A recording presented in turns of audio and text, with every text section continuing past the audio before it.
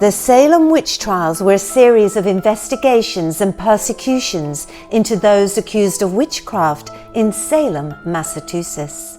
These took place between February 1692 and May 1693.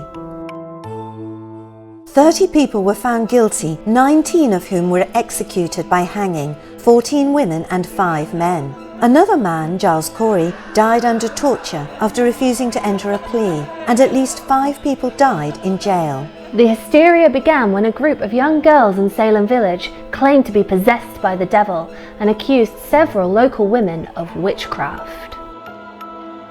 The trials were driven by a combination of religious fervour, personal vendettas, and local politics. Many of the settlers were Puritans who emigrated from England during the 17th century. Norfolk, like many other counties in England, was influenced by the Protestant Reformation, which gave rise to the Puritan theology.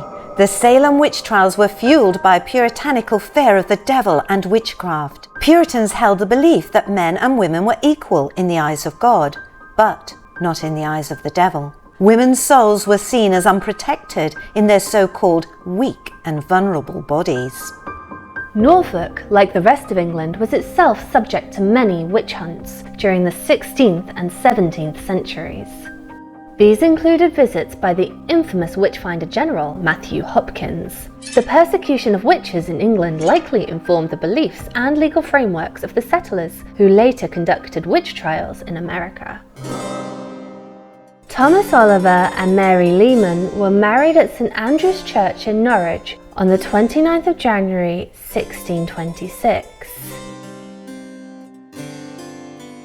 When Charles I set out to suppress the Puritans, Thomas Oliver and his family decided to seek out a new life and head for the New World in 1637.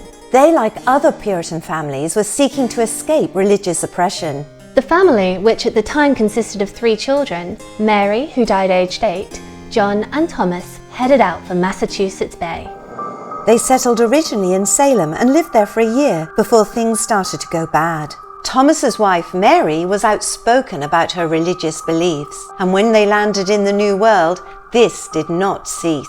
In fairness, most of her outbursts were in support of her husband's respect for Roger Williams, an extreme Puritan who didn't believe the Boston Church was committed enough to the proper worship of God. He was a staunch advocate for religious freedom, separation of church and state, and fair dealings with the Native Americans. He had been banished from Salem in 1635 for denouncing the church, and to support him was foolhardy, as the Olivers found out when they clashed with Salem elders. Thomas Oliver's inability, or perhaps unwillingness to control her, led to them being exiled from the colony, and they returned to Norwich, England around 1649. It is not quite clear what happened after that, but Mary died a few years later. The cause of her death has been the subject for debate. A record exists of notes made in Norwich in 1659. Mary Oliver burnt for witchcraft and her goods confiscated for the use of the city. Was this Mary Oliver Thomas Oliver's wife? In 1654, Thomas Oliver returned to Salem and later married another settler named Bridget Wasselby in 1666. Bridget was born Bridget Magnus in Norwich, England around 1632. She married her first husband, Captain Samuel Wasselby, on the 13th of April 1660 at St Mary in the Marsh, Norwich, Norfolk. St Mary in the Marsh, long since gone, was right in the heart of the medieval city. In fact, it was in the Cathedral Close, a city within a city, walled off from the rest and entered by guarded gates. It was the parish church for the Cathedral Close and was situated in the lower close towards the river. Once Thomas and Bridget were married, it became clear that the marriage was not a happy one. They were often heard arguing and were even arrested for swearing during the Sabbath. Thomas would tell anyone who listened that he had made a mistake in marrying her and that she was clearly a witch. Thomas died in 1679. Bridget inherited his entire estate. Thomas's children from his first marriage accused Bridget of murdering their father through witchcraft. They were likely jealous that she inherited everything. Bridget was acquitted on this occasion, but it laid the groundwork for the notorious Salem witch trials later.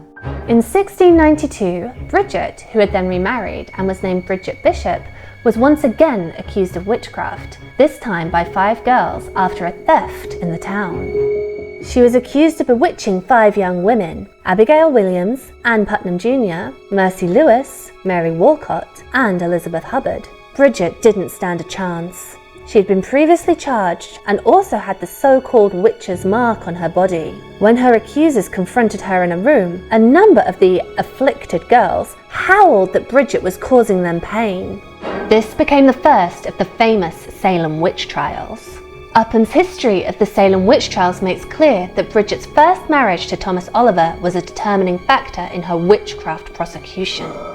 On the 10th of June 1692, Bridget was hanged for witchcraft on what was later known as Gallows Hill or Witches' Hill. She was aged 60 years old. Her last words were, "You will keep silent."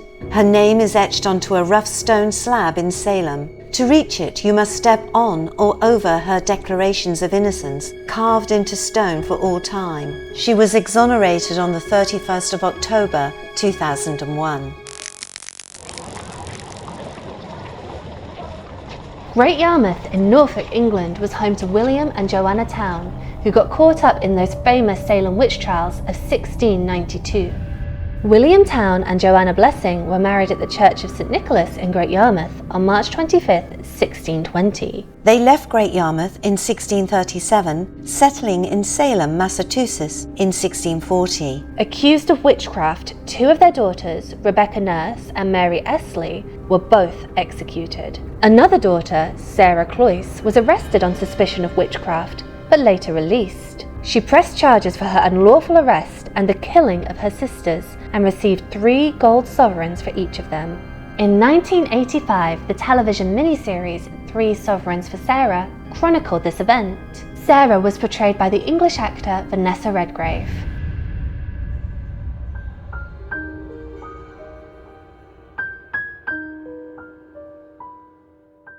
The trials ended when skepticism grew about the legitimacy of the accusations. The colonial government eventually declared them unlawful. It brought lasting changes to the United States legal systems and the way evidence and witnesses were treated.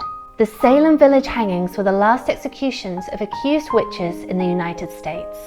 We would really like to hear your thoughts and comments. We would appreciate it if you gave this video a like and subscribe to us on YouTube.